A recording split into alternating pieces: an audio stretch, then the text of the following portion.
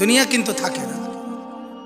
আজ রাত যার বাসর ঘর তারও ভোর হবে, আজ রাত যার জেলখানা ফাঁসির রাত তার রাতও কি হয়ে যাবে? মদের আড্ডায় যে তারও ভোর হয়। আর আপনার হসপিটালে ব্যথায় যে কাতরায় তার রাতও কি হয়ে যায়? শেষ হয়ে যায়। দুনিয়া থাকে না, দুনিয়া ধোকা। দুনিয়া কি বলেন না? দুনিয়া ধোকা। দুনিয়া বড় স্বার্থপর, কাউরে থাকতে দেয়, কাউরে কাউরে না। বাপ আমার থাকতে চায়, থাকতে দেয়। আমার দাদাও থাকতে চাইছে, থাকতে দেয়। ধাক্কা দিয়া দিয়া ফেলাই দিছে। সুঠাম সুঠাম মানুষ, তাগড়া তাগড়া মানুষ, নওজোয়ানকে এক এক ধাক্কা দিয়া দিয়া দুনিয়া কবরে পাঠাই দিছে। যা, আল্লাহ তাআলা আমাদেরকে বুঝ দান করে। অতএব আমার ভাই, ফিকির মূলত ফিকির। আমরা মুসলমান, আমার কথা রাগ হইয়েন না, আমি আবেগে বলছি, মহব্বতে বলছি।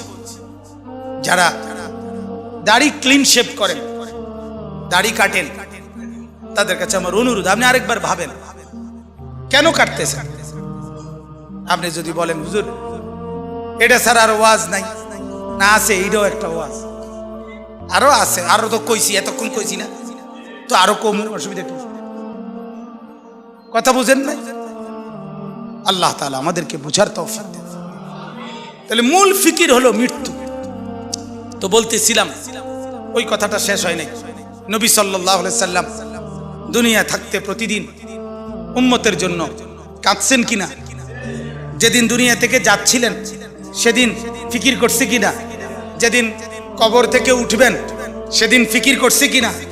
হাসরের ময়দানেও সমস্ত নবীরা, আদম থেকে ঈসা, সমস্ত আম্বিয়া, আউলিয়া, সাহাবা, সমস্ত মানুষ হাসরের ময়দানে জাহান্নামকে যখন আনবে, ওয়াজিআ ইয়াউমা ইদিম বিজাহান্নাম, আল্লাহ তাআলা কোরআনে বলছেন হাসরের ময়দানে ফেরেশতারা জাহান্নামকে টেনে হাসরের মাঠে নিয়ে আসবে।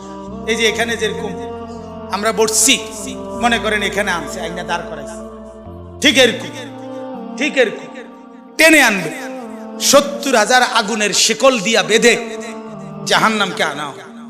৭০,০০০ আগুনের শিকল, এক একটা শিকলের মধ্যে ৭০,০০০ আংটা, ওই যে কড়া কড়া কড়ারই কড়া, শিকল বানায় কি দিয়া? কড়া একটা একটা লাগাইয়া না, এক একটা শিকলে ৭০,০০০ কড়া, এক একটা কড়া ৭০,০০০ ফেরেশতা ধরবে।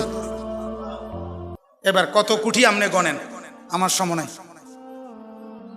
কোটি কোটি ফেরেশতা টেনে আনবে, আর জাহান্নাম তার একটা বিকট চিৎকার দিবে। এক চিৎকারে পুরা হাসরের ময়দানের সবাই চিৎকার দিয়া উঠবে, ইয়া রব্বি নাফসি নাফসি, আল্লাহ আমাকে মাফ করেন, আমাকে মাফ করেন, আমাকে মাফ করেন, আমাকে মাফ করেন, আমাকে মাফ করেন।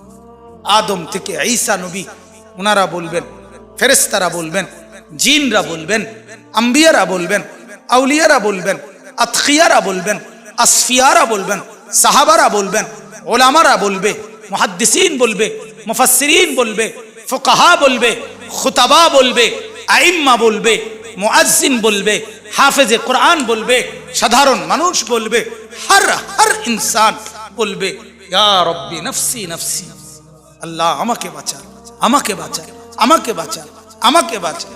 সবাই বলবে এক কথা।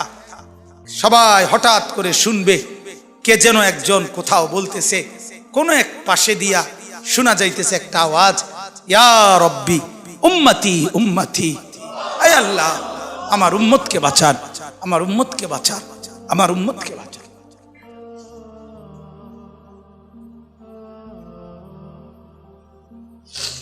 আল্লাহ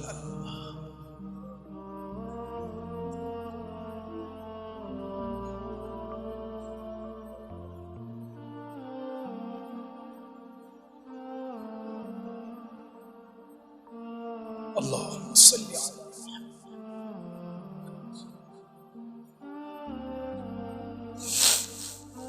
তো তিনি কে বলেন? যিনি একজন শুধু বলবেন আয় আল্লাহ আমার উম্মতকে বাঁচান, তিনি কে বলেন? মুহাম্মদ। জীবন ভর যিনি ভাবলেন উম্মতকে নিয়ে, কবরে যাওয়ার দিনও ভাবলেন, কবর থেকে উঠবার দিনও ভাবলেন, হাসরের ময়দানও ভাবলেন, সেই তিনি পর্যন্ত, আমার বলার উদ্দেশ্য ছিল এই কথাটা, সেই নবী পর্যন্ত এত ফিকির যার উম্মতের জন্য, তিনি পর্যন্ত নিজের কথা ভাবছেন। এই কথাটা লেগে এতটি কথা কইছে,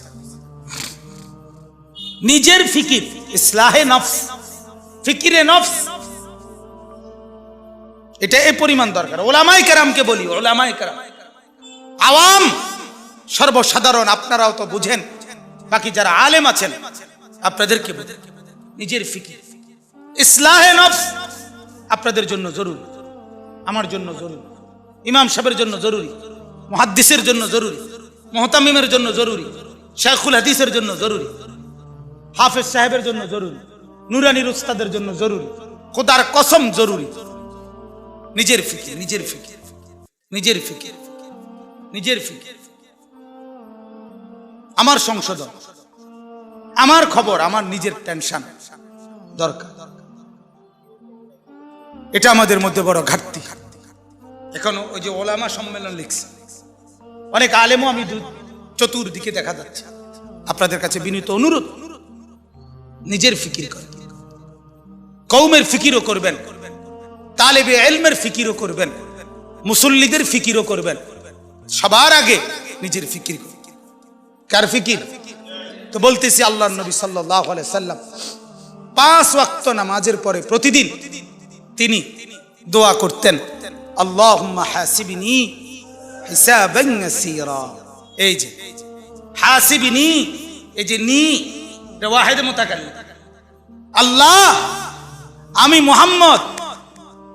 মুহাম্মদ বলতেছি, আপনি আমারে দুনিয়ায় অনেক ইজ্জত দিছেন, আপনি আমারে আখিরাতে অনেক সম্মান দিবেন, আমি জানি, কইছেন আমারে, কিন্তু আল্লাহ আমার এত কিছুর পরেও আমার ভয় হয়, আমার হাসরের মাঠের ভয় লাগে, আমি মুহাম্মদেরও ভয় লাগে। আল্লাহ অতএব আমার হিসাব হাসরের দিন আপনি সহজ করে দিলেন, আমার ডর লাগে, হাসিবনি। তাহলে নবী সাল্লাল্লাহু আলাইহি সাল্লাম নিজের ফিকির করছেন কি না বলেন? নিজের ফিকির। তাহলে আমার সবচেয়ে বড় ফিকির হলো আমার মৃত্যু পরবর্তী ফিকির। দুনিয়া কোনো না কোনো ভাবে পার হয়ে যাবে, কাত হলেও চিত হলেও, হাসলেও কাঁদলেও, সুখে থাকলেও দুঃখে থাকলেও, রাত হলেও দিন হলেও, কোনো না কোনো এক সুরতে, কোনো না কোনো এক ভাবে ঘন্টা মিনিট সেকেন্ডগুলো পার হয়ে যাবে। কিন্তু মৃত্যু এসে আবার যখন আমার নতুন অধ্যায় শুরু করবে, আমার জীবনের নতুন পর্ব যখন শুরু করবে দোস্ত, সেটা আর শেষ হবে না, শেষ হবে। ফাজাইলে আমালের মধ্যে শেখুল হাদিস মাওলানা জাকারিয়া রাহমাতুল্লাহ আলাইহি বলছেন বড় সুন্দর কথা, আমার কলজার ভিতরে লাগছে কথা। উনি বলছে, হে দুনিয়ার ভাইয়েরা, দুনিয়ার সর্বোচ্চ বিপদ, সর্বোচ্চ অসুখ, সর্বোচ্চ যন্ত্রণা, মনে করেন সর্বোচ্চ ভয়ঙ্কর ক্যান্সার, এটাও যদি হয়, তিনি বলেন সেটারও তো একটা সমাপ্তি আছে, যে মৃত্যু হবে, আর মৃত্যু হইলে এটার সমাপ্তি শেষ, ঠিক কিনা বলেন? আগুনে দুনিয়ায় যে জ্বলে গেছে, একেবারে আগুন লেগে গেছে যার শরীরে, তার চিৎকার, তার কষ্টেরও তো একটা সমাপ্তি আছে, যে কিছুক্ষণ পরে কি হয়ে যাবে? মৃত্যু হয়ে যাবে। শেখুল হাদিস মাওলানা জাকারিয়া রাহমাতুল্লাহ বলে, কিন্তু আখিরাত আর পরকাল, কবর আর হাসরের জাহান্নামের কষ্ট, যন্ত্রণা, দুঃখ আর মুসিবত মেরে মোহতারাম যখন শুরু হবে, সেটা আর কোনোদিন মৃত্যুর মাধ্যমেও শেষ হবে না।